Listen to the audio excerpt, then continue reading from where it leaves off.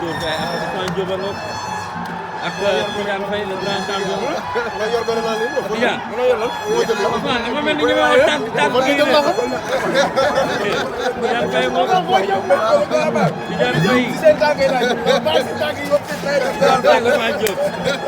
ndeysaan ñaari kii yaa ngoog. kii mooy suñ doyen suñ doyen. mooy seen doyen. suñ doyen mi ngi nii nii. ndeysaan. daanaka li nekk si ñun. majeure partie moo ko def. borom baax la yow si lamb. ah lu mu gën a def si yow. non bëri na trop. waaw parce que biñ ñëw caare moo ñu dalal baax. waaw daanaka mun naa ne damay sañ wax loolu si kaw. waaw combat am biir caare. waaw da doon tànn ñetti blouson ne dañ cal leen ñii waa Lamsar. muy man fëgal ak sentel. chaque combat am day génnee. ñetti blouson ne ñii waa Lamsar ñoo ko moom. kon loolu rafet la. ba pare boole ci nag muy jar ñu ba pare ëlbatiku li ñu def si ñun maanaam mënuñ ko wax. moom borom baax Ousmane Diop dafa lu baax rek yaatu. waaw wax dëgg yàlla dafa yéwén. da nga ñëw même boo ko tàggee sax boo daanee benn jël boo xamee tegoo ko ci yoon day yoon taxaw ne nii nga war a daane nii nga war a dem. te loolu yaakaar naa ne technicien bu ne si moom lamb ku ne xam na ko. mu yar ñu nag ba nekk xale ba léegi kon yaakaar naa mën a bërëm kenn du ko naatable wax dëgg yàlla.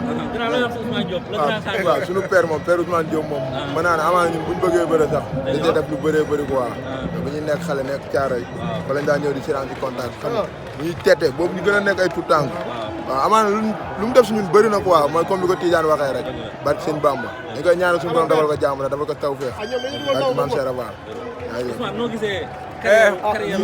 ñetti booy ñooy sama njaboot nañ ko man damaa moom xam nga waa ji naa ñoom fa dëgg yàlla xale yu baax la ñu yu yaru yu noppi yu yëg doomu aadama ay gone ndax bu fekkoon ne tey jii ban demee Lamsar rek mu ñaaw kon fu ma leen fekk nii du ma def ak ñoom lii mais xale yu yaru la ñu fa dëgg yàlla ñii bu ma masaan am combat li jëpp kii laay kontaagal ndax ak xarañam dañ daan bëri ma ne moom ba dugg ci biir ndox mi ci biir ndox ma laa wax ndox ma de ñu ngi génn waat ci biir ndox mi waaw ñii daal yàlla leen yàlla defal jàmm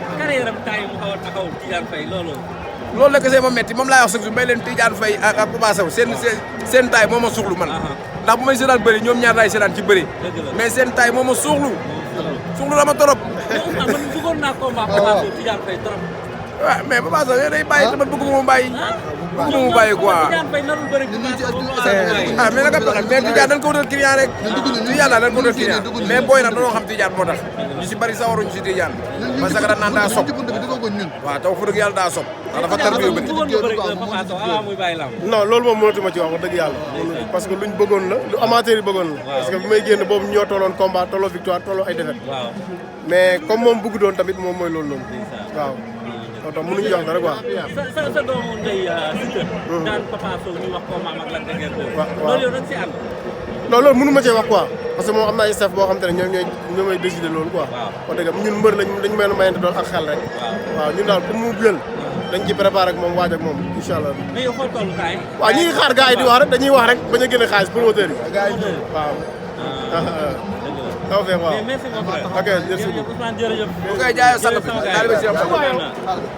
bi